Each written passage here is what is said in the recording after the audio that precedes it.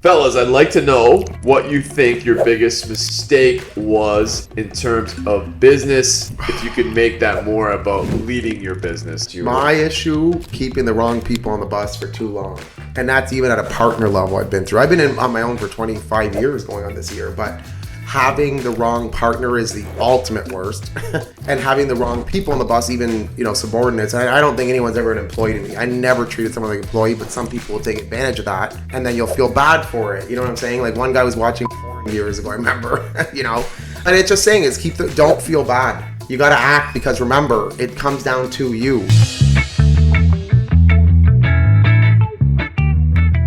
Welcome to Second One Podcast. First of all, we got Ben's back on. He's sitting in for Mike.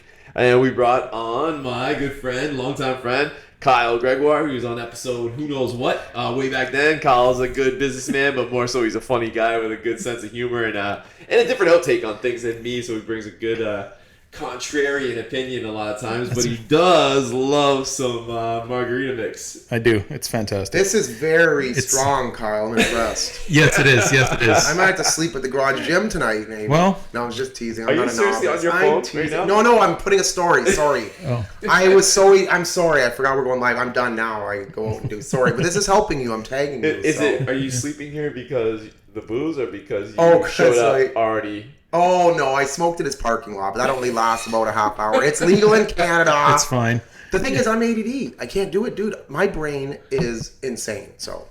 And Vyvanse is not enough, so whatever. Oh, hold on. You're killing me. What is your thing? At the garage gym. At the garage. _. Okay. Yeah, so if you're listening, go out there and follow that right away. We got Kyle on here today with Ben from Not a Poor Decision. Okay, first time I've ever gotten it right. I did it right on the first time. I was actually impressed, yeah. And Kyle, a.k.a. the governor. The governor. That's right, the governor. The governor. Okay, he's justified in wearing a hat and because he comes Not from the many West. many men can get away with that, dude. I love it, though. I He's the only respect guy who it. looks normal walking. I know, because I believe you look great with a hat. I'm not bullshitting you either. I love it, actually. So I just think it's, you kind of got to lean into it sometimes a little bit, and sometimes it's posing and it's ridiculous. But I grew up in Saskatchewan, and it's, run around little rodeo circuits when you're a kid and mucking shit and wearing boots and chasing horses. And not that I was, busting on the rodeo or anything, but my mom's second husband was a chuck wagon racer with his brother, and so we spent lots of time in the summers around the rodeo circuit. And it's the Western way of life. I love it. It's in you whether you resist it or not. And nothing to do with you, Kyle. Got to lean into it a bit. Don't get scared, but I tell women honestly that the cowboy hat is my biggest fantasy, and nothing to do with you. I swear. But I'm being serious. It's just a coincidence. I just told this babe. I said I love cowboy hats. Like on dudes? No, not on dudes. I said it's like more drinks or less drinks. I said don't, and I'm not going. I took the biggest sip ever. I'm not going camping with you, Kyle. Okay, I like them on women, blonde preferably. That's fair. Just saying. That's fair. All right. Just, as a side note, now we got that clear. I just like whatever. Like. So tell me about what do we got the jeans here? Like they're. Does it have to be like a certain size? They're beautiful. Oh God, I don't. I don't police the outfits. Wranglers. Well. They have to be Wranglers. Those are country. I'm a Levi's guy personally. I don't know. Those Levi's, Wranglers. Dude, Wranglers are for rodeos. I mean, that's the traditional Western brand, right? But see, they're also, you got to go to like Tractor Supply Company in Kingsville and Leamington to get them around here. It's not like they're falling off a truck at the store. So I don't really care. It's just what's comfortable, right? So, but Tony, when he texted me this morning, asked me to come. He's like, the hat's welcome. So I did make an effort to put the ensemble together. So I brought the shit kickers, and these are special because these were my dad's. I love those too. And when he passed away, I reclaimed them and had them redone. So I wear them on special occasions. Cool. Yeah. These are my dad's boots. He wore them for, I don't know, 30, 40 years. So they say, like, when you buy one pair of cowboy boots, you never, like, if you buy a good one, you never need to buy them again, right? They last for a long, long time. All I did was put new heels on them when I got them from Dad, just because they were so worn down. And he wore them every day of his life. So, I can even remember times as kids, like, it was part of our job sometimes when he was, He's bigger than I am, if you can imagine that. So you have to pull his boots off for him sometimes. He's like, my boots are stuck. We have a boot puller, it's a boot puller, but he's like, I need help. So you help my dad pull his boots off. So with a boot puller, what is this? It's just a little piece of wood with a heel pocket cut out, and it's like on a little incline, so you can stand on it. And then stick your heel on, and you can pull your foot out. It's holding the boot for you to get your feet out of the boots. I got so many questions right Can now. I get I have cowboy boots. I bought them in Nashville. Weird. Okay. Mine are Cayman, though. You know me, of course. They're flashy. Of course. They're flashy. That's good. However, when you go out, I'm generally wearing these in the summer to a concert or like in Nashville posing. Okay. Right? It's hot. I'm wearing ankle socks. Oh. I can't get the boots off to save my life. I'm laying in these like Airbnbs, drunk as can be, and Danny's trying to get these things off my feet. You need a $10 boot puller. That's all I needed. It's literally just like a 1x4 piece of wood with a little heel pocket cutout and a little ramp on it, so when it sits on the ground, it sits up a little bit, so you can just stick your foot in there, stand on it with your other foot, hook your heel in, and just pull. Your foot slides right out of your boots. So that's what your kids do, but you use your own body weight to do it. So I head to Edmonton, Saskatchewan. Wherever. Yeah. Rural Saskatchewan. I'll get you one. I show up in my Cayman boots. Do I get beat up? Yes. Well, if you showed up at Tecumseh, you would. Again, I guess it depends how far off the beaten path you're going to go. If you're going to show up to my little hometown of 800 people for Fair Weekend, 800 people are going to be questioning your boot choices, I think, a little bit. So they don't like. But they're probably going to be questioning my choices too at this point in my life. So yeah, you're like you've been gone for 30 years. What's you're more country now than you were when you lived here. You're like clown. a rom-com movie. Like, yeah, come back. Exactly. Yeah. Yeah. Come back because help mom, and like the neighbors are trying to take her property. Yeah. I guess that's not rom-com, but that's how the story goes. It's pretty much the way it is. I mean, we talked about this before. Like my grandmother, she's 101, and up until Christmas, she lived on our farm with my aunt. Wow. She had some health issues over, close to the holidays, and she's unfortunately in a home now at 101. But it's just that rural What a farm. life. Farm, like you mean acres or animals or both? Yeah, no, it's mostly cash crops, grain crops out there. So it's acres. So it's like that's like, what you mean by farm. Yeah, we have I get the number right exactly, but 1,400 acres. Oh my god. Something like that. Jeez. And my dad bitches about 3. My uncle's got part of that it's not all under planting at the moment. It's some of it's my uncle's got a couple of head of cattle on some pasture land, so I don't know, he's got 30 or 40 head of cattle out on that. 30 or 40. Yeah, so they just roam out there all season. They're kind of like a low maintenance cattle operation. The cows you get into thousands, right? Some of them, right? Like the big farms. That's still a lot for us. It's kind of like a hobby cattle farm for him because he doesn't even live in Saskatchewan. He lives in Alberta, so he just comes home once in a while to look after them. But Kyle, we need you to come home. Max has blocked the creek. We're out of salt licks. You got to come out here and replenish the salt lick. A tree. You probably don't even know what a fucking salt lick is, do you? I know what that is because I have cows. Have you licked a salt lick? That's the question. Oh yeah. That's kind of the neighbors. That's what the kid. There's a prairie thing. Have you licked a salt lick or not? That's some sort of like kiss the cod equivalent, or getting screeched in. Go lick the salt lick. You lost me there. Well, you get screeched in. You got to kiss the fish out when you go to the Newfoundland. Newfie's making fun. Yeah, you drink. It's a local saying. It's a local saying. It's like, do you? I don't even explain. I know what you meant exactly. No, like the first time you go to Newfoundland, you got to get screeched in as a tourist, right? You got to go drink this screech rum.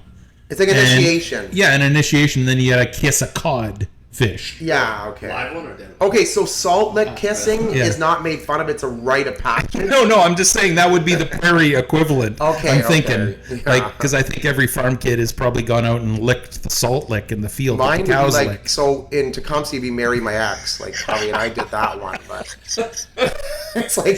Everybody has to marry your ex? No, I meant that's like just, marry an ex. It's the equivalent. Okay. It's like, licking the salt. It's like I married the one that, And this is why I brought you two on the show. This is... So Ben's been in here about 30 seconds to be That's hilarious. Tell them how stoned he is. spills half a drink on my new studio floor. But I didn't drop Comes in because with I his was presidential stoned. hat on. I'm It's always new stoned. gear. Number one, be careful. Number one, I'm always You didn't stoned. drive here. You walked here. No, I walked here and I smoked in the parking lot. Nobody's So, and the weed will go away. I'm just saying. I'm just very safe. Trust me. I don't use, but yeah, I told him stoned, but I didn't drop the drink because I was stoned.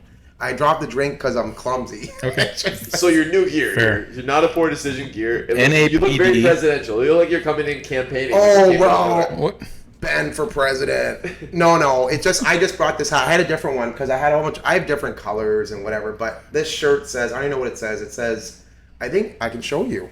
Then I'll spill the mic, but it says, everything up. yeah, I'm messing up. Trust me. What is It's NAPD? Not a poor decision, but pouring. Yeah, it's kind of my bar, Kyle. You're gonna love it. Oh, you're a crazy bar owner. president. Yes. He's a bar Oh, owner. wait, which owner do we own? Bar, bro. But my backyard bar is spectacular. Okay, It's a lot of memories in there. so this is where we're going after. Yeah, come over, please. Yeah, because I missed the other video I was supposed to do with them. It's a perfect day. Too late. I was late. Yeah, come anytime. Honestly, it's awesome. But, Fantastic. Yeah, so Ben, I guess, like in a few lines, describe. okay, what you so do. basically, I do like self-worth stuff, positivity, comedy. I do a video at least one a day, right? Stories, but it's always a message, make people feel good, smile more, and that's that's really what it is. It's a very unique content. I think that's what I heard today. He says he loved it. The radio station loved it. They're like, oh, it's so funny. They didn't even, it's hard to explain. I don't know I who feel I'm like like. his comedy is right up your alley, but I feel like he teeters on your pet peeves. So I'm clenching a bit because now I need to dig in a little bit here before I offend them if we go through this. But is that like how you make your living? It will be. Okay. I have a software company. I still do software. okay. But Kyle, you have to understand is that this is bigger than money. I sold a company 15 years ago, blah, blah, blah. Money, honestly, I used to like money 20 years. I don't really care that much. Honestly, we need money. I get it. But this is important to me. It's a mission. You'll see. I like 55. There's only almost 60,000 followers. I've done it for 14 months. But I'm not the influencer. I hate the word influencer, but I'm influencing positive. I'm being serious. Like, it's not about a brand. It's nothing. It's about that. So like him and his brother in this little farmland that they grew up in, 3 acres only. Yeah. In a room like My this. grandma's it was like garden. 10 acres at the time. Beds next to each other at the age of 18. Yeah, right. Don't touch my drum set. And sold it for X amount of dollars. And then I gave a lot to my ex-wife. And yeah, then he split it 3 A lot, times. yeah, a few times or more times. Yeah. Okay. That's Well, whatever. Fair. It's a story. the way At it least I'm goes. honest. Yeah, at least I'm honest. okay. Fair. I get in trouble for being honest. That's why. All right. No, I will make sure that I put context to my Yeah, so we'll my get list. I don't get offended though. Don't Okay. worry. Go ahead. So, but first we got to start off. Even though Mike's not here, we got to go with our. It's our routine. It's what we do at the start of every episode. It's the Morning Wood, sponsored by my partner in this podcast, Mike DeFazio. My wood is not sponsored by Mike DeFazio. And just that's a Reclaim disclaimer. artistry. And that's where we I, take a question from our listeners and put it forth to our guest of the day. You're something else. You're something else. Mike messaged me, by the way, because I did a Batman video, an undercover ad in a sense, for this realtor named Alex LaRose. She's beautiful, amazing, inside and out, such a nice person. She's selling an apartment anyway. You Did a just Batman. Freudian slipped pervert in there. No, she's so nice. I love her. No. She's so but no, Mike messaged me and he's like, dude, I'm dying. He's like, that's my apartment building. So I was there in a Batman outfit with no shirt on, like Batman, like me being a total idiot. I was so embarrassed because I had to be in front of the building with no shirt on. I'm like pressing every button on the freaking elevator and everything else. Anyways, Mike thought it was super funny. Oh my god. Because is it's his awesome. apartment. All right. awesome. All right. So the question from What's the question? from our listeners. Mike, you can sponsor my wood, okay? This one I'm comes fine. from Ann. Okay, Ann asks, fellas, I'd like to know what you think your biggest mistake was in terms of business. If you could make that more about leading your business, it would be great. Leading your business? Leading. So I'm assuming, like, Leading? what was your biggest leadership mistake? Leadership mistake. In terms of business. And I know, Ben, like, you're really your own business right now, but you did have... I've had you've had multiple employees, employees yeah, from all I over the still- world, really. And I know, Kyle, you've got I don't know what the heck's going on right now, and we don't want to get into that. But like I know that you had a massive plan. My biggest leader. How many employees did you have? The biggest. 22. 22. And when you worked before, did you have subordinates when you were working for the man, so to speak? Yeah, over the years, but I think owning my own company and having 22 people working for you is the biggest responsibility I've ever felt. Way different, right, than having people that are actually answering to you when you're answering to somebody else. Yeah, it's different when you're the peak. Yeah, when you're not generating their paychecks, you can have people report to you. That's fine, but when you own the business, then I described this to somebody a couple weeks ago. It's like you have 22 other children, right? Right. You're feeding those people, and not from a patriarchal point of view. You're responsible for their livelihoods, right? At the end of the day, making payroll every other week, as it is, that's the burden of ownership at that point. So, I would say that's the weight of owning a company. Yeah, and it's a massive weight. I feel it too. Making payroll is have 5 here, but making payroll is always number one. Number one. It's number one. That really changed the way that's a whole other topic, but the way that I budget, it's like payroll is the first thing that gets like it has to be. It has to be. Otherwise, right? It was always like I always felt like it's like, oh fuck, here goes payroll, right? You got to get all that money out. It's my opinion really should be your like biggest expense. Like it's up there at least for sure for me. Yeah. So, anyways, what do you think in terms of that question from Ann? Leading. Biggest mistake in terms of leadership. I think sometimes, at least just from my own perspective, I think when it's your business, you are wholly invested in that business, right? There's no time away. There's no time you're not thinking about your work. There's no time when you're off the clock, which cuts both ways. But from a passion perspective, I think from a leadership perspective, the mistake you can make is sometimes expecting your employees without context to have the same emotional investment in the business that you have. You have to kind of go back sometimes in time to think when you just had a job. It's a paycheck, right? Yeah, you might love what you do. It may be along the path of what you want to do in your career, but a lot of times it's a job, right? And at the end of the day is over. And as a business owner, the day is never over. Mm-hmm. And you're invested in it wholly. And not that, I'm emailing somebody on a Friday night at 2 a.m. asking them to do something. I respect people's boundaries. It's more the understanding that you're all in this together. And without having clear communication of why you're doing what you're doing, it's very difficult to always get people to pull on the rope in the same direction. So my mistake has been sometimes is taking that for granted. Because you're in it 24/7, you're in the weeds all the time. You think that all of your people understand your commitment to it and understand your motivation all the time. And if you're not communicating that all the time and sharing that all the time, it's just a job. And when you're a smaller organization, 22 people is nothing in the scope of, real businesses, big businesses. Having people pull in the same direction is paramount to your success. And if you're not communicating that well, or you're expecting people to just take it for granted that their job is more than a job, but it's part of your bigger success in the whole picture, if you're not communicating that, then people get off the rails pretty quick, and you get hurt by people just living their lives. Because there should be more to work than work.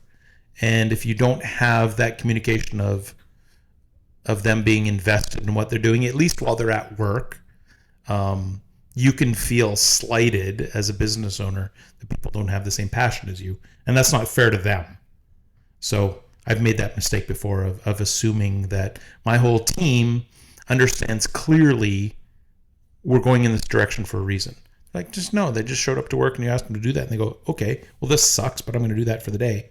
But at the end of the day, they don't appreciate the bigger picture sometimes. So I've made that mistake a lot. Oh, that's interesting. I feel like I make that mistake still. And I think like what goes that you said expectations. It's like I think we've done a better job around here recently of setting some standards rather than expectations. It's like, this is the minimal acceptable, effort level or KPI. I don't know those kind of words, but like that rather than like, we'd like you to get this done.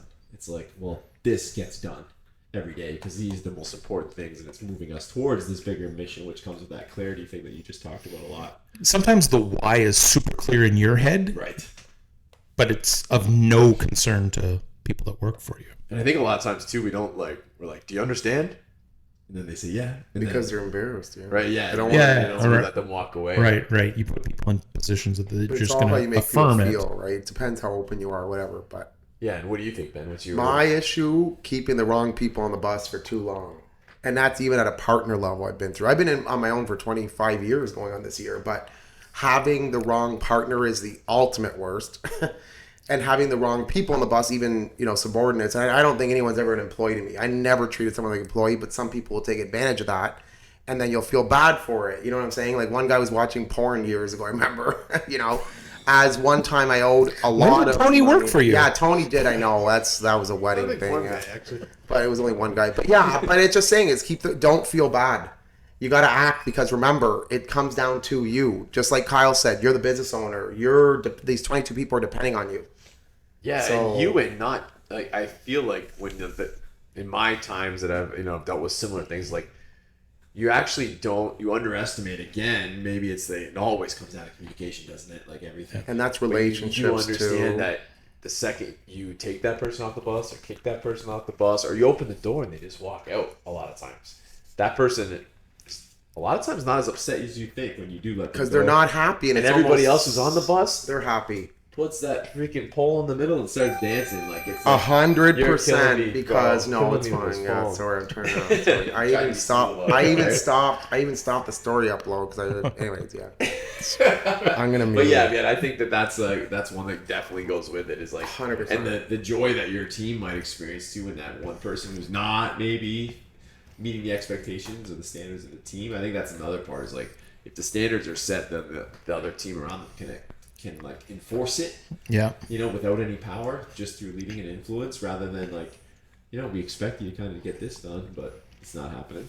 You have no idea. Like you guys know, like having someone that's just a negative, right? It's like you are who you surround yourself with, right? So if there's a negative person or someone not pulling their weight or being an asshole, whatever, it pulls you down.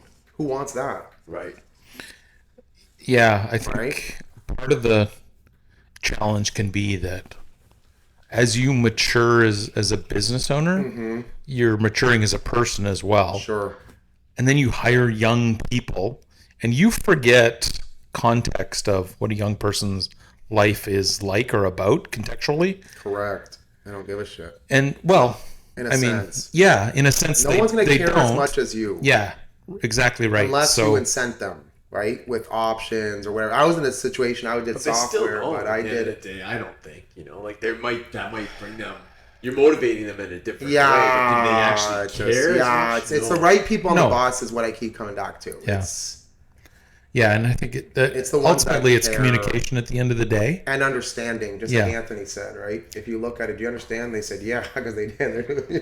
It's like, yeah, there's a lot more to managing people 100% than I ever would have expected. Sure. And doing that is a real challenge, especially as an engineer. Sure.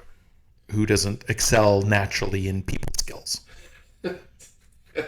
Well, I think you don't give yourself enough credit for that. Or maybe I just see the soft side of you as an engineer and you twinkle your ring around as an engineer.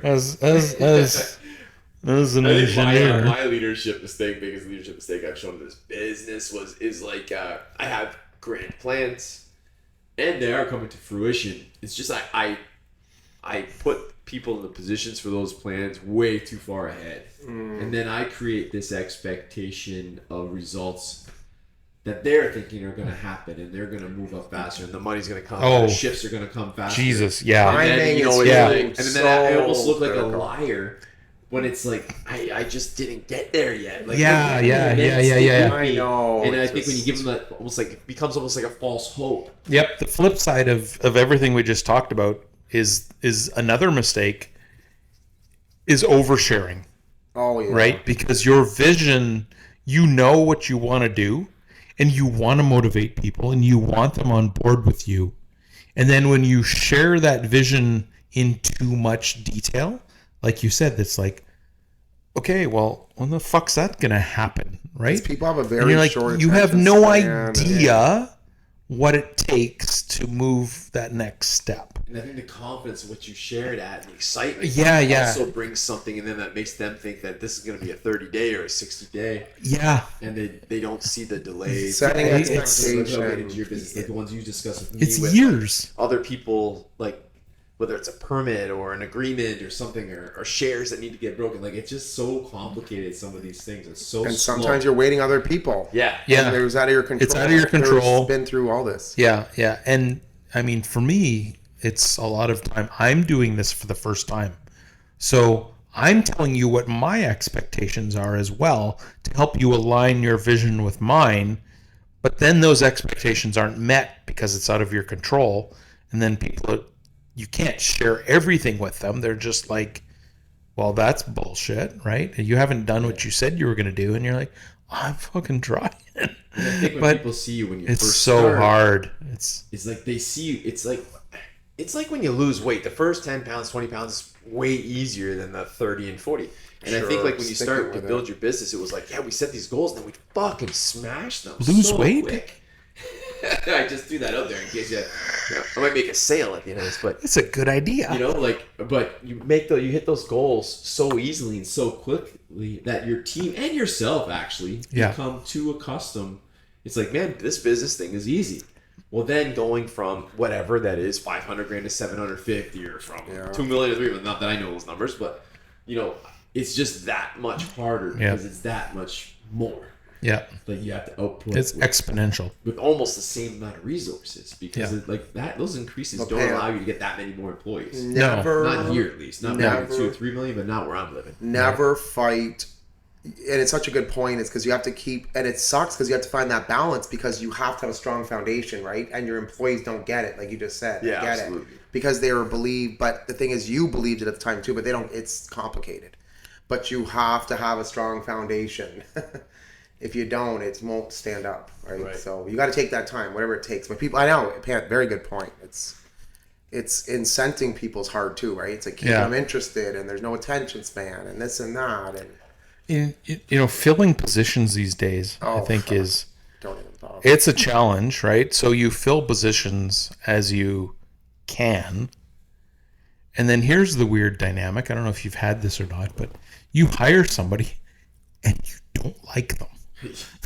Like you just don't match, right? It's oil and water, and they're doing their thing, and they're good people, but it's a small organization, and it's almost a family relationship sometimes, and them as a person affect the rest of your team as people, and you're like, oh my god, I just invited this into my home, and it's a cancer. Right? And that is so hard because they're just them. You hired them to do a job. But if you don't like them at the end of the day, what a predicament that puts you in. And they're getting the job done. They're doing the job, right? You can't You're just actually doing a pretty decent job here. Yeah, you're just a pain in my ass. Yeah. That is so hard. I don't know if I've had the can't stand, but I have had the there's a lot that comes with this, right? There's a lot. It's a lot of a lot more managing of the person than I really want or care to do in a lot of None of us are IBM with 50,000 employees. Yeah, we're personally invested in the lives of the people that work for us. Correct. At some level, right? Like you want to know about them. You want to like them. You want them to like you because their success is your success. And then you come across personality conflicts that come out, 6 months down the road and like, oh my God, I don't want to be friends with you, but it's too late. Like you're only as strong as your and then you're like, link. people are going off of, this guy's just driving me nuts. But that's going to create exactly that's what happens. That's my point. It's so hard to manage. I've done it. That's the worst. And that's the problem. Yeah. How about, I got a question for you because your business is so unique. Like your customers, your clients, are also paramount to your success. Like, have you ever fired a client? Like, just, I just think of you and me as our relationship in the past. Like, I show up for you with an hour session at 6 a.m. Is there anybody in your slot like, I don't want to fucking train you. You're a pain in my balls. Like, I just hate you. Like, without naming names, but if you like come across personalities or like, oh my God, like I gotta walk away from you as a client. There's definitely that, especially, it's honestly why I do so little one-on-one. Like, you came to know that I was very actually strict with who I take on one-on-one. Groups, it's very manageable in terms of that. And having 3 gyms is one of the reasons, like, all the business mentors, the gym mentorship group that I'm in, they want me to have somebody work at this location and this location only, and I understand their argument. However, I think it's paramount to our culture that we move around. One, because I am bound, and my trainers are bound to clash with somebody. Right. And whether that's them to them or both ways or one way or another, it doesn't really matter. So rotating it through is very, very important. But with the one-on-ones, Danny's very good at it. I can't. Because Danny's more patient. Yeah, things make me crazy. Yeah, right. And they're coming in like late or the last minute cancels. I do have, I am understanding to a point, but I'm also very like, that's not the way I work, and that's not the way I want really my clients to work, because I do want success for them. And then I have had to have a hard conversation and say like, this isn't working. Let's just go our ways, or introduce them to another trainer. Is always. Did I ever piss you off? Yeah, no, not really. I'm not asking. I'm not asking. I'm asking for a friend. I'm asking for a friend. How annoying was I as a client? No, I don't think you're ever. Let me see. Maybe I'm pretty fat. Like, I'm kind of an embarrassment for you. So, this bullshit session coming out of my mouth for the rest of the interview is brought to you by Hornitos Tequila. I'm smashed at this point, so these margaritas are going to be on the rocks. On the rocks. This is brought to you by On the Rocks. So you're smashed, Ben's horny, perfect. No. Perfect time. No, I missed that portion of the. Yeah, not a combo. So, I was sitting around the campfire, and this came up. It was one of my friends like, hey, I'd like to know everybody's pet peeves. And it was like, social pet peeves was kind of his, like, and it's like social media, and it's like, it's social, like, as in like things people do. Oh, you didn't give me that context. Well, you just said pet peeves this morning. I'm curious. That's how that conversation went. And then it turned into like, this is hilarious. It turned into this campfire talk. It was basically, what bothers you about your spouse? Fuck. And Danny at one point is like, okay, I think we should stop this conversation. Yeah. Everybody should go to bed. And I was like probably the only sober one there, and it was pretty entertaining to watch. But so pet peeves. We put it out there. I got a few from some listeners. So I'll throw a couple out there for you guys first, then we'll kind of get into to ours. And I thought this was a great group to bring on, because Kyle, when you were my client, I feel like it was like a Seinfeld episode every day. You know what I hate? I hate when that guy. Oh my God, you're not wrong. Right when the colonel comes to the window, look at how old I am. I actually have to. You got to flip up the visors. I can only see. I can't see far, so I can't see the. I gotta scan at all the time, but I can see close, and if I look down, I can't. Thank see God my you phone. can see close. You can see your wiener. Well, thank God, Jesus. All right. I feel like this one is the overhang. This one is an obvious one, and this is maybe one hugely for me. And it's loud chewers or terrible table manners. Okay, it comes in for multiple listeners. We got Nada. We got who else is coming in? There was Jay Wilson Photos. There's a few other of you guys on here with that one. So I don't know if this is a term that's super familiar to everybody, but misophonia is a condition for people that cannot stand the sound of chewing and other repetitive noises for people. So one of my daughters has misophonia, and the sound of chewing in public absolutely sets her off. And it's not consistent with all chewing or all people, but those kinds of sounds, so it's a condition that people are dealing with.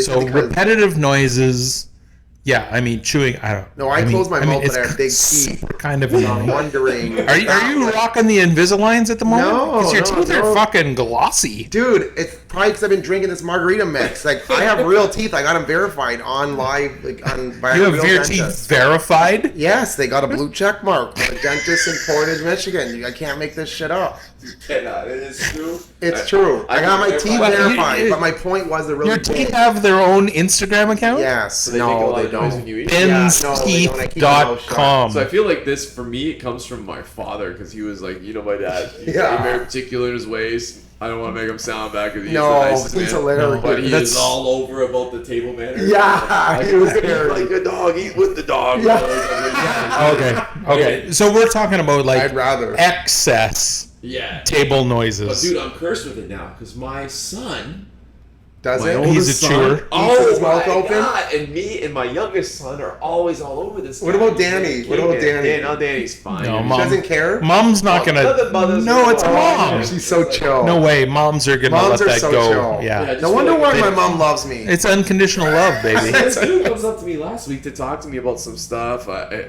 was applying out. If I say where I'm at, might like single somebody out. Okay. Yeah, don't say fair. He comes, and this is one of my pet peeves. First of all, he's a close talker. Oh, he's like right here, right? And I barely spitting know in your face. I barely know him. Oh, well, he's not spitting, but he's eating pizza. Oh, so he's his mouth open, having the conversation, and I keep trying to make space. I don't like anybody in my space. First of all, that's like defensive tactics. Sure, yeah. Create the gap. It's you need room for the uppercut. I need to be belated. I need to be 3 meters away. Right. And this guy, I can tag your in there, and he's doing it all. So he's close, and he's like doing the chew, and he's chomping. Oh, yeah. And the pizza, I can just watching it like, whoa. He's masticating in front of you. I am still like bothered. Masturbating or masticating? Masticating, which is probably for him. With Tony, I gotta make just sure. Just disturbing. Okay. I would think. Okay. Maybe I do have this phone. Yeah. Yeah, maybe you do. No, it's the sound. It's the sounds, right? Like, are you looking at it or is the sound? If you close your eyes, it's the sound. The sound is way more bothersome. Okay, so then there you go. So he probably has it. Yeah, I know. So, like, one of the people in my life that I love the most, just a guy that I worked with for years, and you've had this situation where you meet a dude and you're just like, oh fuck, we're best friends, right? It's like stepbrothers. Yeah.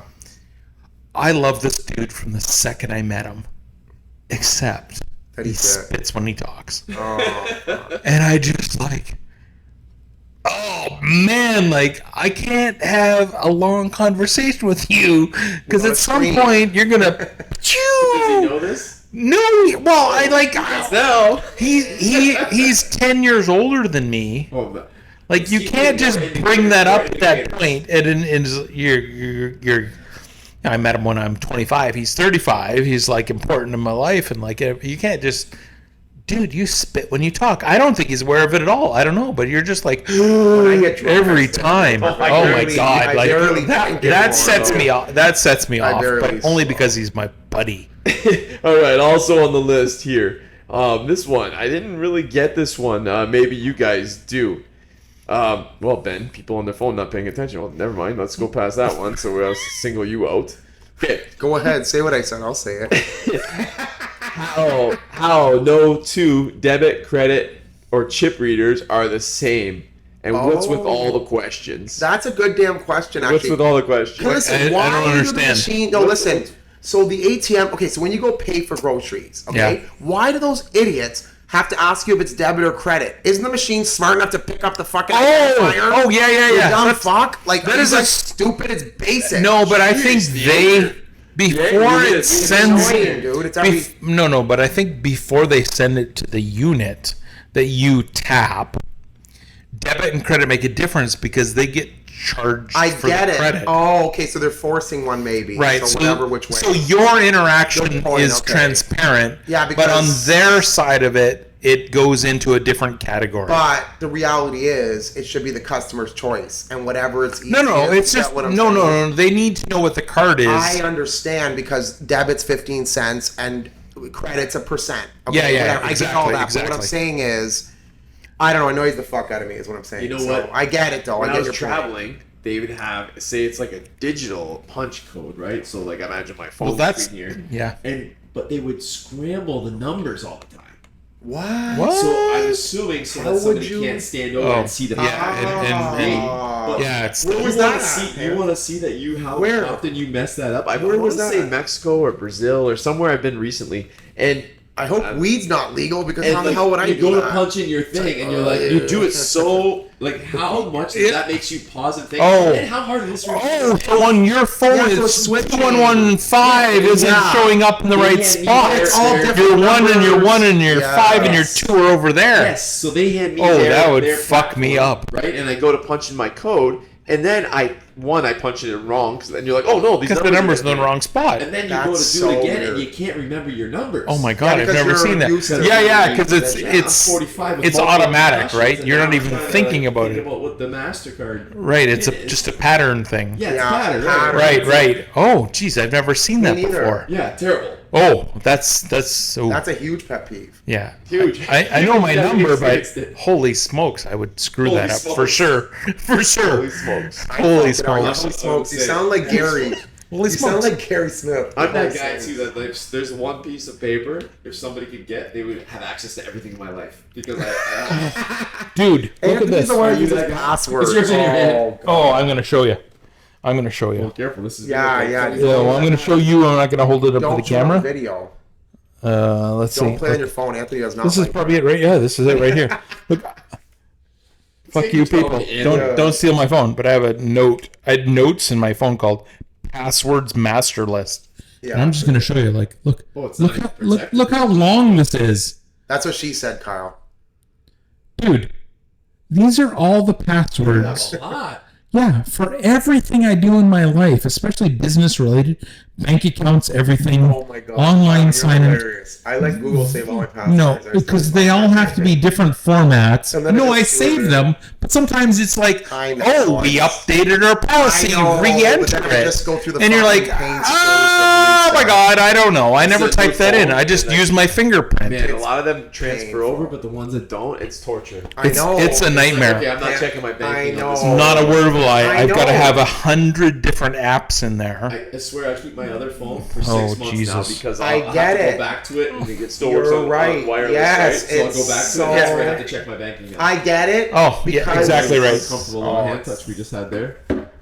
At least it wasn't your feet. Also, oh my god, Ben's feet. I'm speaking of pet peeves. It's funny. Do we have any listeners from WFCU, by the way? Possible. Or are we going to talk about pet peeves? Okay, go. What is it? Let's go. Let's get into some of our WFCU.ca. By the way, since I switched to working at WFCU years ago, I love WFCU. You bank there or work there? Everything. No. No, I worked at Windsor City Credit Union. No. All of my business, all of my life, everything I do is through WFCU. Okay. The most amazing, fantastic organization. Okay. So Tommy Francis, so fantastic. Okay. It's absolutely great. Kate Deslop, I love you. But they have recently changed their online banking system from WFCU.ca to my WFCU.ca because they're acquiring other credit unions across the province. And they didn't set up a forward. And fuck off. Like, my online banking then goes back to WFCU.ca, but they keep telling me to go to this other website and then back to that website because they haven't fully merged, but they're gonna merge. Yeah. And we have these other banks, but you're still like, piss off. Like, my entire life is WFCU.ca, my fingerprint, and I'm doing my banking. Like, do you not understand how disruptive this is to your clients? It's the price of progress. They don't care. It's because they bought Essex something, so now it's EFCU. They're trying to transition to. Yeah. But they're not. Like, while we're on the banks, let's Jesus talk about Christ. when you go up to the front. I'm there. You know me. I got to put my bank card in. Okay, I get it. Right? Like, no, that's like BMO, right? It's BMO bullshit. You put it in Scotia, right? Go to WFCU, buddy. I put it in, but then it's like, okay, I need to do this, this, and this. Oh, well, do you have a different card with you? What do you mean? No, like, we're already in. It's right. Me. It's me. I've made questions. I passed the gatekeeper. No, that's just go into the other. That's what I love about WFCU. That's weird. You have this personal relationship with the people in the bank.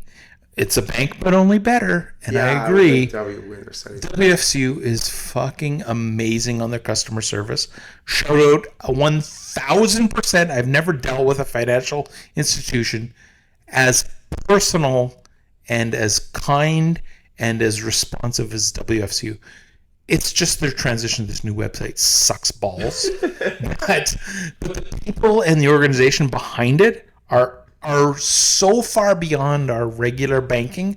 I will never bank with a regular bank ever again after, the 15, 20 years I've had with WFCU. They're truly incredible. Well, there's your shout out, WFCU, not even a paid promotion. So at that campfire, one of the pet peeves that came up, which I took very personally, my buddy who drives little baby cars and minivans says, I hate that everybody who has a pickup truck has to back into their spots and wait, and I gotta wait while they do it. Oh, fuck, I just backed in across the street, buddy. Well, you don't understand, man. Like, one, pickup trucks do not pull into spots. It's not. They don't pull into spots. Also, as a trained killer, I need to fucking pull out when I gotta go.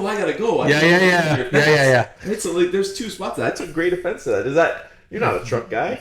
Does that bother you? No. I don't know. Like, yeah, well, I'm good. Okay. Oh, can I go to my list at this point? Is this okay? You can't be worried about shit. Like, you can't be... That's so... He has a small wee clearly. I am sending He's insecure. He's insecure. When Tony asked me to be on the podcast this morning, it was generally my pet peeves. And I reached out to my family and said... Was it Tony? No, it was Tony. He texted me like, no, dude. he is the pet peeve I meant. Sorry. No, Tony is not my pet peeve. Sorry. I fucking love Tony. Okay, sorry. No, but I'm like, my family, like, tell me what my pet peeves are. And then some of these things registered. And 2 of them tangentially. No, they relate to vehicles. Okay. So, asterisk, disclaimer, PSW people, fuck, I respect the hell of what you do as a PSW. That has got to be one of the most difficult emotional jobs to take on. So I'm not disparaging PSWs in any way, shape, or form. But if you could take the stickers of Rosie the Riveter and the bicep PSW off of your car, I would fucking appreciate it. Because, oh, come on. Like, it's this attitude of, I need a pat on the back for my career choice. Rosie the Riveter PSW support stickers drive me fucking crazy. I don't know that I've ever noticed it. You want a little pat on the back for you chosen to do that as your life. The pink Corvette pimp. Oh, it's just crazy. Yes. It drives me nuts. I don't forget anything, trust me. But stickers in general on cars is on my list. I can't stand people that put stickers on their cars and tell me about how many kids you have, how many kids you don't have. I do not like that family. You've had the Darth Vader sticker and 3 dogs. Why are you screaming this to the world like that is your identity? That you need to put stickers on your cars? The one pissing on like the Ford symbol. Oh, yeah. Come on. Like, well, that's what you choose. This is 12-year-old. Funny as hell because people are just crazy. They're just like, whatever.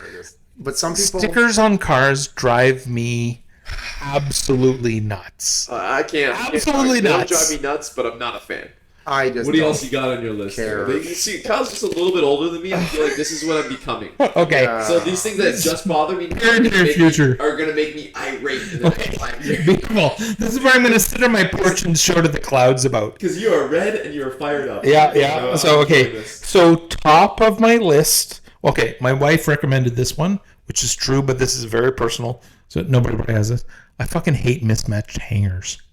And that's probably... Mismatched hangers? Mismatched hangers. All of my hangers have to, A, come from the same company, so the same color, and B, face the same way. Oh, yeah. So you're a little bit OCD. OCD. Yeah, that's totally me. Yeah. 1,000%. Speaking of that... Oh, my God. I can't stand that. But the biggest personal pet peeve of my own is scallions. What the hell is that? Like the fish? No. Green onion chopped. No! I am going home to have scallions. I'm so excited. No. I don't mind scallions as a thing. I mind the fact that when I go to a restaurant, you make your order and you make your exceptions, right? And I fucking hate onions. I hate onions. Asterisk also on my list is my own hypocrisy, which I also hate. I can't stand. I do like really good charred onions with my pierogies, but they got to be cooked to hell and black and that. Outside of that, I don't like onions. I don't like onion flavor. I would never eat a raw onion on a hamburger, etc. to drive me crazy. So I'll go to a restaurant, and if it says blah blah blah, you're ordering this, and it has onions, I will say, "Thank you, I like this blah blah blah, but no onions, please." Great. They serve you the dish, no onions, and they put fucking scallions on top. Scallions are onions, assholes. I don't like the onions. Why would I like the scallions? Why are you putting fucking scallions on top as a nice little green garnish to go with the dish? Fuck that. See, the guy who I hate scallions. Problem, but I'm very. Oh my god, it is so first the guy who world. doesn't like the trucks back in also doesn't like onions. Oh my god. He wants me to make chili with no onions. If I've told you eat chili with no onions makes no sense. Well, I don't make it. Yeah, no. Again, my own hypocrisy. Like, I'll eat salsa. I like onions in things that onions are a part of. But if you're going to throw on onions as a garnish, fuck off. I don't want that. On my burger, I don't want onions. On my pasta, why the fuck do I want scallions on top of my pasta? I don't want scallions. Just because it makes green, it looks nice, it's a different color. It's what kind of manja cake pasta you eat? Yeah, dude, I'm sorry. I know. You know. Where are you eating pasta? Boston pizza? Yeah, like Boston pizza. You know what I'm saying? You know what I'm saying? People put scallions on for color. But I just told you, whatever I ordered minus the onions, okay, great. I won't put onions on, but I'll fucking throw chopped up green onions on top of it. You order a steak, you say no onions on top or no onions. And they put scallions. And then they put scallions on your potato. Then why don't you just put no onions? No, I'm not caring about it. I'm not sending it back to the kitchen and making a scene. This is just a pet peeve. I just fucking scrape them off and go, what part of your brain didn't understand? Is when they hand you the terminal and they stand over you. Yeah. You know, also, what button are you hitting? That peeve is why is the tip button that's given to me on every single place I know. Yeah. Fair. What the hell? Fair. Little Pizza Hut over here in the plaza, right? Like I walked up, I ordered a pizza. You're gonna make a pizza. It's defaults it's to. Time to come back, sir. Fuck off. Fair. You're right. 1,000% right, but fuck you anyhow. But yes, like I've ordered a pizza from a fast food counter. It defaults to at least 10%. Kyle, the worst was when I got married. The minister gave it to me and said 10% when I got married. That's not even a joke, though. No, right? It wasn't. The commission. No, they wanted just to add 10%. You know, whatever. Okay. Also, people were on him about money things, which is like holy this only shit. happens like once in your life or twice in your life or 3 times. Too many times. I don't know. Yeah, whatever. The doctor after you have the baby. What? I want to get my boy Circumcised. I want to get the crown out. Right? Oh. It's like. I got you bring 100. You got to bring $100 and whatever dollars. No, it's now like $350. Oh my god! In an envelope. Or $350 for the snip? Yeah. Like they don't put it on your hospital. Oh, it's a cash transaction. It's off the books. How is this happening? But I'm getting audited for like the guy who gave me like $50 and I'm not gonna not to be and totally it's like, no, but everybody. Sorry, I have daughters. I didn't go through this transaction. I got circumcised at 30 years old. Oh, and it didn't get charged. I didn't get charged for it. It was free. Because I was banging too much, honest to God, I'm not being a pervert here, I'm being factual. And my skin was like pulling back. This is like 15 years ago. But honestly, it was the best sex my whole life because I wasn't supposed to have sex for 2 weeks. And I had sex like a week after, and the hurt actually felt great. That's a side note, but whatever. You know what? It's funny. That was free though, Pant. That was I free. remember being kids and like always peeing in our grandpa or no-no's our backyard. And I had and thinking, well, that's weird looking. Oh, okay. But I got circumcised. This conversation is really taking a turn. Cowboys, This is taking a turn. Let's not go too This far is with this, taking a turn. No, just really for the cost, like weird, like that. They don't charge you at all. Yeah. What else you got on that list? That's really weird because okay, I don't want to dwell on this Well, tell conversation. you my leads. This is a rabbit hole, but do you want to hear the answer Jesus I got? Murphy. Yeah, I do. Okay, hold on. Well, I can't because I remember it though. It's something like I hate hairy Bigfoot man with fake teeth. So I said, it can't be me because I have real teeth. I was fully expecting that's like what some someone kind of wrote. snide comment on that thing, like basically saying like I hate like whatever. Basically, I am. Well, someone else wrote. They wrote, Sax underwears have the pockets. They said when their balls don't fit, the pockets are too big. That's a pet peeve of yours? You have this conversation a lot to have it register? I'm asking for a friend. Oh. I'm asking for a friend. I won't let you know. The problem is that I was asking exactly, not that it wasn't. Okay. What else is on my list? All right. We got time for Pick goals. All right. Oversharing. You and I have talked about this. Like, emotionally, I'm a work in progress. Thank you. Shout out to my therapist. I can't say your name, but you're doing a great job. You can say her. She can't say yours. Okay. No, I can't. I'm not gonna break that wall. But anyhow, I have to say therapists. Oh my God. So, look, dude, I'm 50-something years old, 52 years old. Discovered therapy through the wonders of our younger generation leaning into mental health like we lean into physical health. Incredible. Like, not a joke at all. Nothing. We come from a generation of, well, I'm much older than you and certainly a little bit older than you.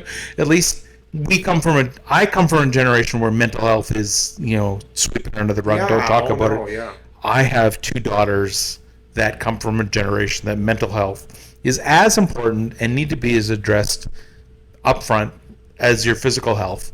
And I've learned from that completely from them. So to just say, yeah, my mental health is important, I need to talk to somebody who specializes in this area, incredible. So shout out to all the therapists out there that are helping people with their mental health. We need to break that stigma and just understand that mental health is just as important or more important than our physical health.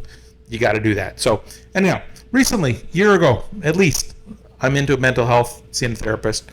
Super helpful, leaning into the things that help you understand yourself and get through the things that hang you up in your life and prohibit you from moving forward as a human. So great part of a younger generation breaking that barrier that for generations before us has been a huge barrier to our own personal success. So I'm all about that.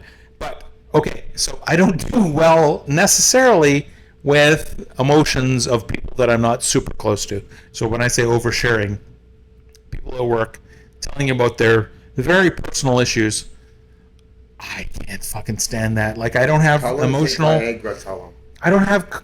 capacity for the room of problems of people out of my circle. My job is all day. Yeah, I know you're leaning into it completely, and I respect that. Just personally, I get it. For you, it's hard. It's really, really hard to make space for people that aren't inside my wall. Yeah. So that is a hard thing for me to deal with. And I get it. People want to share that with you, right? And it makes them more human and connectable. And I get all of that. But when you're in a professional situation, sometimes, I don't know, and maybe this is me, not them, we have these boundaries to what we think is acceptable. Where do you draw those lines, like having somebody that works for you tell you all about their personal issues that may be inhibiting their performance at work? Holy smokes, I don't have room for that, right?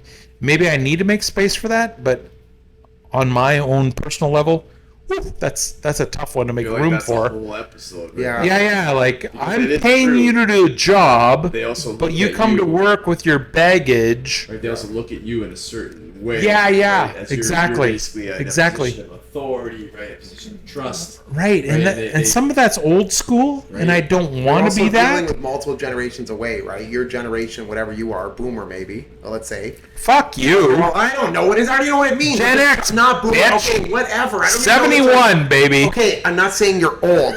I don't know much other ones other than the Generation Zs or whatever they are now. What I'm saying is, whatever they are now, they're like totally different. You know what I'm saying? Yeah. But one more thing. I forgot to give a shout out to my buddy Matt. You're an asshole.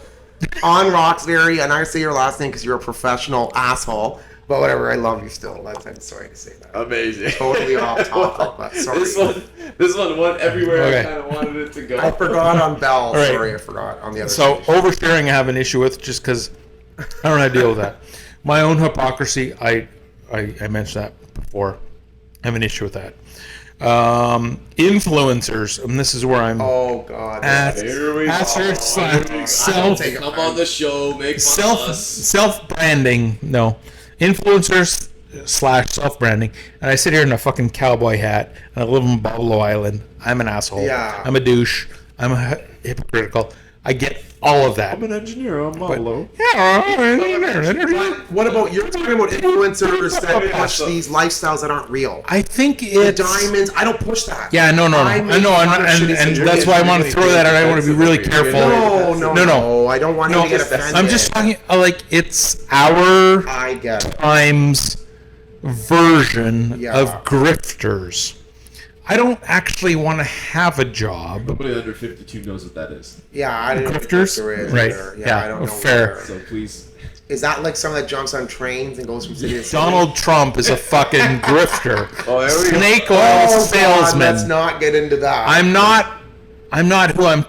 Okay. I am. I'm telling you who you want to hear that I am. Yeah, but that's fake. And I want to make general. Though. Yeah. That's It's just grifting. It's preying upon your own insecurities to line my own that's pockets. so many people. That's past Right? social media. Right, but that's projection. influencing. I get it. As you make people because you're showing off to make. Right, you can reach wanna feel out to better, people around the world 100% with you. and take money out of their pockets based on their own insecurities. I hate. There's a person I'm not friends with specifically. That's brutal. Because all she does or he does, I'm not gonna say because I don't want to get who it is. I probably did blow it out, but all this person does was posts this shit about how awesome she is and blah blah blah, and it's bullshit because I know the truth and you're putting people down. Right. Because you keep putting up. Because I'm real. If I fuck up, I'll tell you. I do all the time. Man. I mean, I did. I'm not bitching about it. I'm just telling you I understand. Worse in the fitness industry with like fake influencing, like it's the stealing of money through such, right? Right. You're monetizing insecurity. That's everything. Which I think is horrific. And especially when at the you're end of the day, fakeness, whether that be like AI, you're saying like, oh, you can do this, but like you can't. You're clearly on steroids, or right. And it's not even me making judgment. It's just you're telling them something that's not achievable without them using this. You're feeding on their insecurity. I don't care about the bodybuilder who uses steroids, but to tell the skinny 13-year-old that he can look like this by following this workout program, and that's where I have like a real issue. Right. With some of that stuff. 1,000%. Like body image is so huge. And I think one of the things that we don't necessarily address in society a lot, and I'm not going to say it's more important because it's not. I think women's body autonomy and self image are far more hyper sensationalized versus men. 100%. Women just have to show it. Yeah, women I think are in just a massive social dilemma.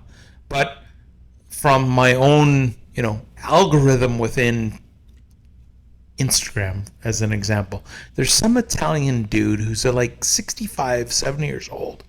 All he does is walk through the streets of Milan. France, and he's a billionaire. But he's a total fucking douche. He's pompous. He's showing that's the lifestyle. It's the same insecurity. But that's his ego. Yes, everybody's projection. Right. The idea that a dude would want to project that image and then monetize it. That's what it is. But he's worth $1 The billion. Napoleon complex, blah blah blah. I mean, it's crazy that's a revenue stream in today's industry. I mean, I understand it's a revenue stream, and I don't like. I guess how do you like level that against anything the people else? There's who make so many money different off things. of selling. Like shoes that are made by Nike that are kids. It's the same. So many different levels. Marketing itself as a healthy option when it's the same as Kool-Aid or protein bars. Correct. You can't just like one molecule from being a Twix bar. Yeah. Like there's just too many variables. But these people, you're seeing the person, right? Which is like, in its way, maybe a little bit more. I don't know. Right. The person themselves has just decided to sell themselves out. It's not the product that drives me crazy because products are driven by companies. Companies are driven by revenues. Revenues are driven by shareholders. Is the product. Right. You are but that's what I'm saying, right? You have chosen... Right. You've created him, right. That's exact. You've decided to be the face of that bullshit. But he's picking on his pet peeve, but there's way different people that do way more evil things. If you really want to, you know what I mean? And that's his point. But It's just the face. I know, that's just your hate towards that, but it's like, you don't even, I get it. I understand. That's complicated, but I get it totally. Yeah. And it gives people feel shitty. It sucks. Yeah, exactly. We just ended this episode on a real sad note. Let's do the last one because I got to pick. So really? Because I was going to get into the super sensitive topic. Okay, what is it? I got a super. I got a super. You got me intrigued. Okay, because you and I are going to have to build a bridge before I do this, because I know it's on your side of the fence versus my side of the fence, and it's fuck Trudeau flags. Oh God, my neighbor. Yeah. My neighbor had one. My neighbor found one last month, so I'm like, wow, you got too much time. I was actually talking about this not on your side of maybe the boat, but on your side of the flags. I'm like, why do people? That is a ridiculous thing to have. You cruise through LaSalle and you go through Front Road and you make that corner, which my family refers to sarcastically as freedom corners, right? You just get through LaSalle and you're going to the racetrack and you do the little S turn, and there's like 8 houses that have fuck Trudeau flags. Oh my God, I think that. Where is that? On Front Road. Okay, we're on Front Road. Right, the S turn before you hit the straight towards Turkey Creek is. Yeah, right there. Exactly west or east side? Both sides, I think. Both sides. Right on the bend? Yeah. There's a dude that does roofing. Sticker. So it's a double checkbox. Right. Yeah. Stickers on your cars, but also, look, I understand the level of frustration with our current prime minister. I do, and I say that from a person who voted for him the first time. I understand people's frustration, but as a Canadian, and this is perhaps patriarchal or colonial, I don't know what the right term is, to fly a flag that says fuck Trudeau is so insulting to me as a Canadian on some level, and I don't know what it resonates with. That is not the course of intellectual discourse that I want me or our families or our kids to have this conversation at. Yeah, you hate the guy for everything that he represents and his drama teacher back. I get all of that. As somebody who voted for him, I understand that. But do we want our society to get to a point where that level of vitriol towards the office of the leader of our country is acceptable? But it's towards everything, though. It's free speech. That's right. It translates out to all of that. And I'm not saying I like it either. I'm just saying I just don't. The thing is, I think you, in a sense, like we think there's a world that exists anymore. It doesn't exist. Right? That's why I teach my kids that's wrong. You know what I'm saying? I'm sure you say the same thing. I said, that's not good to do, but what can we do to change about it? I get it. It's not going to change. It's just, I learned to just ignore it in a sense and teach about it. You understand what I'm saying to you? I don't dread on it. It's not a peppy. I care less. I don't give a fuck about much. And my life is much better because of it. I care about the people in my lives and their well-being. That's pretty much it. And people, obviously, empathize. But you can't, my opinion, pet peeves will make you crazy. I mean, just sit there and think about them, but people are dicks. We know that. Like, you have to just operate. But it's the social acceptance of that become nothing. Level of discourse. Everything. We accept, like, showing shitting on TV. So much, you know what I'm saying? It's like, dude, this is a fucked up world. What TV does Ben I'm just watch, saying, to be honest. I'm just saying to you is there's weird shit. Is what I'm saying is nothing shocks me anymore. When I'm shocked, it's pretty shocking. Is what my point is, right? So we can get into the nitty gritty. You drive around just squeezing your steering wheel. No, because I'm worried about your heart pressure. That's what I'm saying. That's what I'm saying. It's not to that. It's not to that point where I'm raging all the time. I just look at that and go, how do you think that moves your frustrations and your issues with our situation forward? You know what I do when I see it? Just give perspective change, and I totally respect that. I probably did think that at a second, but now I look at it, I'm like, what an idiot, and that's it. Like, it just is what it is. Like, you know what I'm saying? It's like, but that's the problem. But I don't spend any time on it. It's because it's not worth my time. No, but I don't discount. I know. I don't discount the view of the people that are flying it. It. They are eminently frustrated. It out and. But starting at that point, and there is some fucking dickwad in Amherstburg. If you go downtown here, a block from where we are right now, on an open street Saturday night, you can go down to Salty Dog or Burger 67 and have a burger outside. This dickhead and his kids walk up and down the street parading a fuck Trudeau flag with his kids. That's weird. That's not okay. What are you doing? Like, that level of self-aggrandizement and look at me, I need to make my point. That is not. And this is a stupid term. This is the part I struggle with. I want to say it's not Canadian. Like, it's an American slant towards our politics that I find so distasteful, because I think as Canadians we tend to gravitate towards the middle and want to find a collective solution more so than the yes, no, black, white, red, blue politics of America. I find those flags a catalyst towards utter disagreement, and I don't want to know your perspective. Yeah, I understand that. I hate that idea. I know. I understand. I think I get where you're coming from with the patriarch patriarch part of it. For me, I think it's just such a telling time of that.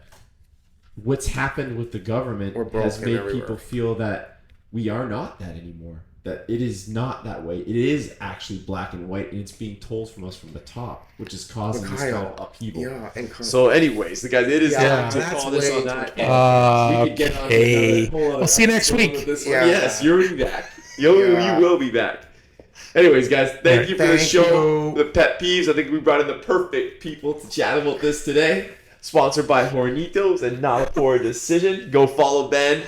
Kyle is not an influencer and is not on social media. But he's going to be on my show, so you might go follow him. Yes, you should. Anyways, thanks guys for coming on here today. Thank you. Don't put stickers on your truck. Thank you, Kyle. I appreciate the drink. Over and out. Cheers.